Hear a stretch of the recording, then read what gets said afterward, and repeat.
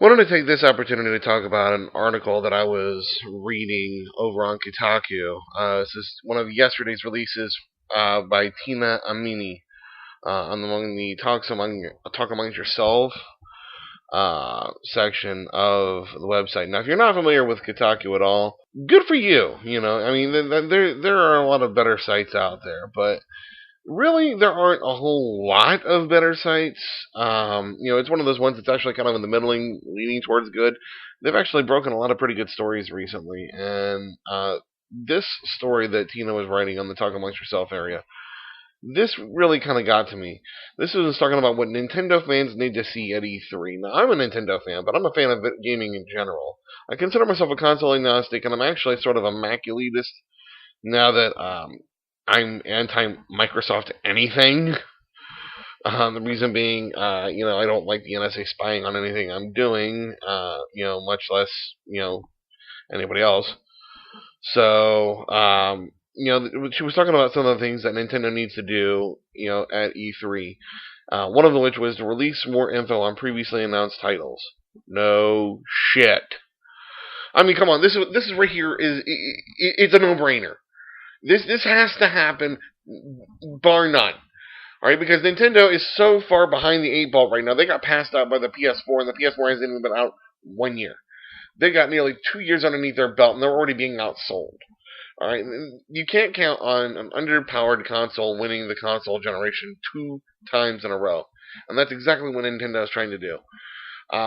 It's not been a good thing, and definitely, we need to know more about these certain titles. Yarn Yoshi, haven't heard anything about that. Bayonetta 2 had a huge drop a while back, but now we need more info on it because we're getting closer and closer to that specified, very broad release date. It's getting to be like the Duke Nukem almost of the Nintendo lineup because, quite frankly, we have no idea. It's like it'll come out when it comes out, and if I hear that, I swear to God, I'm gonna punch somebody. That's just how it is. Shin Megami Tensei X Fire Emblem. I really want to see more about that. That looks really freaking sweet. Project X, Monolith Soft. Yes, this we need to see about. Okay, I got the thing right here on my screen, and I'm looking at it. Yeah, we need to see more about that because when I saw that at E3 last year, it was liquid sex for my eyes. Okay, literally, my eyes just felt like they had 12 rounds with a $20,000 prostitute. Okay, trust me, and that was free of charge. Holy crap! I want more. I really do. It's incredible. Hyrule Warriors. Haven't seen too much on, just the alpha and stuff. They've been releasing type info and stuff like that. I want to see more in video. I really want to see more about that because that game really took my breath away. I was like, are you kidding me? This definitely did need to happen. And I didn't even know that. I really didn't even know how a Dynasty Warriors game, which I wasn't really into in the beginning, could get my attention. Like having Link as the main character. Holy balls! Let's jump in, you know what I mean? So that was one thing. Yeah, in 2014 at E3, we definitely want to see some more of that stuff. They're going to be doing the Nintendo Direct again. I actually think that this is a good idea. I really do because to me, this gets the information out to people who are actually going to want to see it. What I think that they should do, however, is instead of just having the big console thing there, what they need to do is just go ahead and, display it on a video screen, like a live broadcast. They're watching it on our computers. They're watching it on that big old monitor they've got right there. I think that would be kind of a cool thing to do. Sort of a hybrid. And they might actually do that. That doesn't seem to be out of the realm of possibility. The next thing that Tina talked about was to bring back a fan favorite. Now, I'm sorry, but this one was a little bit leading because right there's a huge picture of Fox McCloud, and company. And so, yeah, that one seems to be leaning me towards Star Fox. We had that with Star Fox 64 remake on the 3DS. I don't know. Call me crazy, but I would much rather see a Metroid now that we've seen the Star Fox 64 remake. Um, I'd rather see the Metroid first and then see the Star Fox, because I think that might actually, you know, give Retro the time that they deserve to work on Star Fox, because it really is a great game series. I'm not gonna lie, I love it, but let's just face facts. Metroid is the big dog. That's the heavy hammer. Let's bring down the hammer quick because we need to get those units out. She also says, aside from Star Fox, uh, F-Zero or Earthbound. Now, Earthbound, that one can't happen. That's illegal hell. But I admit that Earthbound would really be a great one to see come back. Just again, you're not going to be able to do that. Then she talks about opening the virtual console floodgates. Yes, yes, oh my fucking god, yes. There is no reason to have the small amount of games on the virtual console that we do. We need to have more. We need to have them all from the last gen already, and then bringing in the new stuff.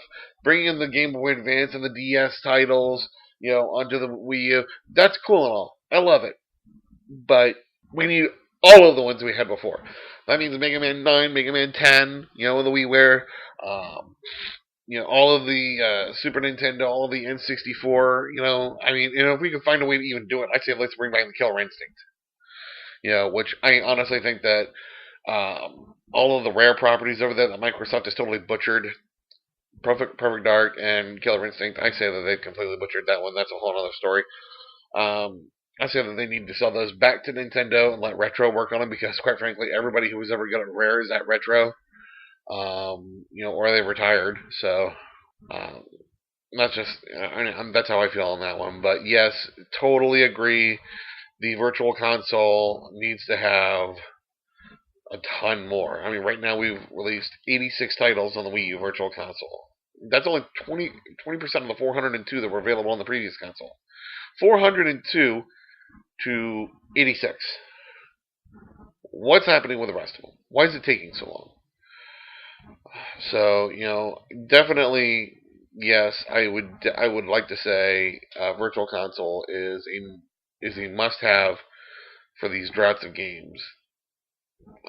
And really, for people who are like me, who have nostalgia for certain things like Chronicles and Mystara, that was a huge drop for the Virtual Console. I was so glad to see that happen.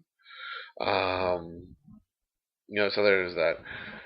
Then she talks about showing off a new franchise. It wasn't all that long ago, really, for a guy like me who's been playing games ever since Gen 1, Pong. It wasn't really that long ago for me that Pokemon Red and Blue came out, and it was a totally new thing. I was actually kind of looking at it like, I don't know about that. I was a pretty finicky gamer back in the day. But then when I got my hands on Pokemon Blue and I started playing it, I was like, you know what? I bought a second Game Boy specifically for that, just so I could, in fact, catch them all. I did that. That was who I was. I wasn't like, let's battle.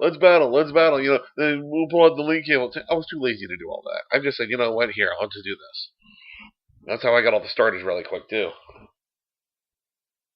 But what are you gonna do? And they've come up with a couple of things recently. Like Rhythm Heaven, Rusty's Real Deal Baseball.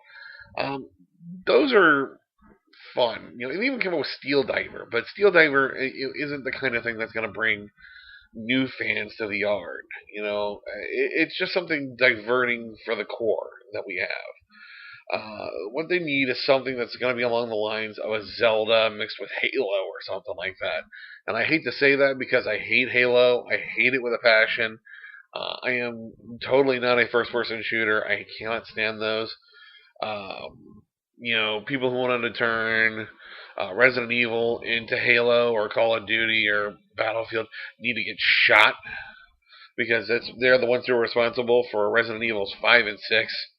And from what I'm hearing, 7 is going to be kind of going in a similar direction. They need to be that screw that. And I could be wrong about 7's direction, because they say it's going to try and go a little more towards Revelations, which is okay, but I really miss the B horror feel, which was the whole cornerstone of the game. The whole thing about it was supposed to look like a B horror movie and still scare the pants off you. And I remember Resident Evil 2 made me need rubber sheets for about a week. That was pretty bad. But then I played it so much that I got to the point where I could go through scenarios A and B without saving completely and get 100% on both. I was and get it in under 3 hours on each set. So we need something like that. We really need to have something like that.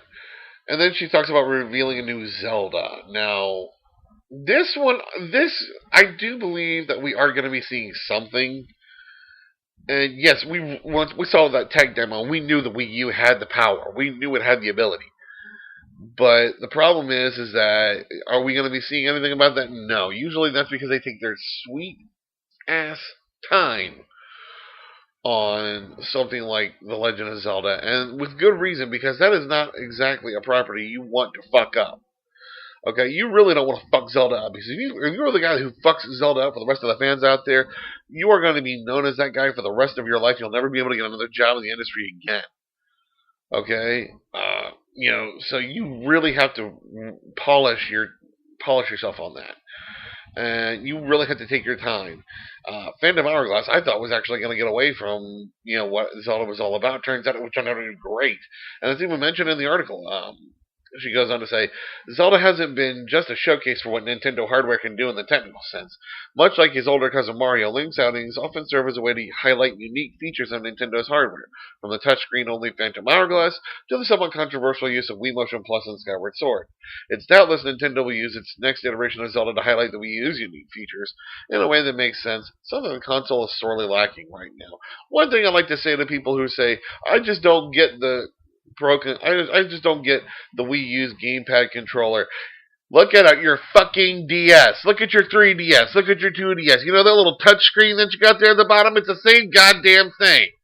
Same goddamn principle. The only thing is, now you can take that bottom screen and swivel around with it. And guess what? You can do a waltz if you want to. Da, da, da, da. But you know what?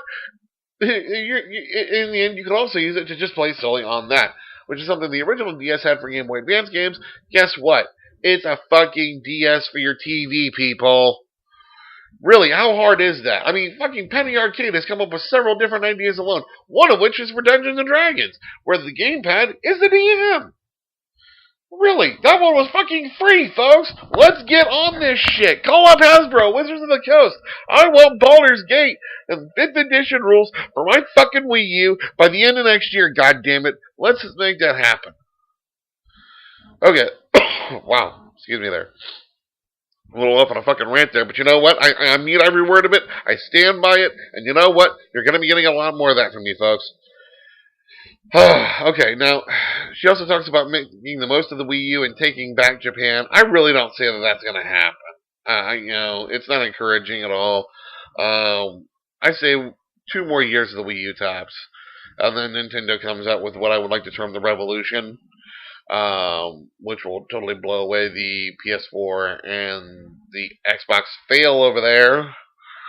But she goes on to say, but first we should look back into the story of the 3DS and analyze what Nintendo could do to save the Wii U. In 2011, the overpriced 3DS was released. Nintendo was expecting a successful launch, yet Portable was accused of being a gimmick. And really, this is the tired old trope that I am tired of seeing, all over. Portable's doomed. Portable's doomed. Smartphones are gonna kill us. I'm sorry. There's a huge difference between a Mario game and a fucking Fruit Ninja. Okay. Flappy Bird is just simply type. Oh, type. I've lost 100 IQ points. Our force go. Fuck off. Honestly, god damn it, I'm sick and tired of hearing that shit about fucking smartphones and shit like that. Yeah, it's not bad for dual jump when you're sitting there in the fucking waiting room, in the emergency room, trying to figure out if your uncle's okay from the freaking eating 2,000 pounds of spinach in the fucking last 2 months. But, it's not going to get you from point A to point C when you're taking a huge family trip. That's what the 3DS is for. That's what the freaking 2DS is for. That's what the Vita is supposed to be for. So Portable console gaming, not doomed. Anybody who says that basically has their own finger far up their ass, way far away from the pulse. Talk to Brody Bruce on that one, folks. But people call the 3DS a gimmick, but, there's another article over here on Kotaku that says, don't look now, but the 3DS has become the best gaming machine out there. And it really has. The 3DS is king shit. It's badass. People are like, oh, but the XL has the bigger screen. You know what? I actually, A, like the bigger screen, and B, I have a little bit larger hands, so for me, the 3DS XL works out great. Now, the thing is that she actually asks if the success of the DS went into Nintendo's head. I kind of think maybe, but, we're already seeing games like Bravely Default for the 3DS, bringing in huge numbers. People are talking about Square Enix. We need to get Square Enix back on board. You know what? Fuck Square Enix. We got Monolith Soft. We got everybody who ever made Square Enix great. Bravely Default is it's a minor thing. It's a glitch. It's a great glitch. I want the glitch, but it's a glitch. Monolith Soft has everybody who has ever been any good over at Square Enix, and that's why the Xenogears and Xenoblade games have been so fucking awesome. And now we got X coming out sometime this year. I'm so looking forward to that shit. Now, she says, just imagine the consequences of Square Enix producing another Bravely Default-esque success, but this one's for the Wii U. What about getting Capcom to release the canon of Mega Man Legends 3? A new F-Zero produced by the same team that brought us GX for the GameCube. The list goes on. And I want to stop right there. Bullseye! Capcom is holding the Magic Bullet hostage. Alright, the 3DS really didn't need Mega Man Legends 3, but that was my sole purpose for fucking buying the damn thing. Personally, I think we need to get fucking on the ball and get Mega Man Legends 3 for the Wii U. I say release it for the Wii U and the 3DS, same version for both. Nintendo needs to fucking go into that mergers and acquisitions bag of theirs and fucking buy Mega Man. They're the only ones who've done anything with him in the last 4 goddamn years. The last 4 goddamn years, the only ones who've really done anything worthwhile with Mega Man have been Nintendo. Sell Mega Man to Nintendo because Capcom, you have no fucking interest in it. That's just the way it is. Now, the thing about it is that, she ends it up saying, well, none of us are sure what this year's E3 holds for Nintendo or anyone else for that matter. One thing is clear. For the big end, the stakes have never been higher. Now, I really do think that she has a point, but not the magic bullet point that you need to end the story on. The stakes have never been higher for the Wii U. You could ride the damn thing out for another couple of console years, and then, boom, drop it like a hot potato. You showed your confidence. Now let's make the new thing. And this is what happened with the Virtual Boy. All right, they dropped it like a hot potato. They said, okay, you know what, we're done with that. We're just gonna go concentrate on this thing over here. We got it's working. And they had a fallback. With the Wii U, they don't have a fallback. So if you're not gonna pull a Sega, which is really gonna kill you if you try it, this is what you've got to do. You've got to show your confidence in the Wii U. You got to try and put stuff out, first person for it. You got to find stuff that people want that aren't doing. Buy that, or at least buy the rights to that, so that you can fucking do it yourself. And boom, there you go. And really, Mega Man Legends 3, I think, is possibly the big magic bullet. If they could fucking buy, the one franchise that has ever been able to rival Mario and Zelda, it is Mega Man. If they could buy that, game over. The Wii U would be a second console success. Seriously, folks. Nintendo, listen, make it happen. Alright, folks, I want to know what you think about all of this. I've obviously vocalized my opinion on all of this, so let me know what you think. Write in the comment section below. Go ahead and leave a like if you like the video. If you haven't already, please subscribe. Definitely would love to see some more subscriptions come in. Lets me know that I'm doing the right thing, and I really want to keep this going for you folks. And really, the Paladin's Road is a lonely one, so let's walk together, shall we? So, for now, to all my freaks, geeks, and awesome nerds out there, rock on and game on.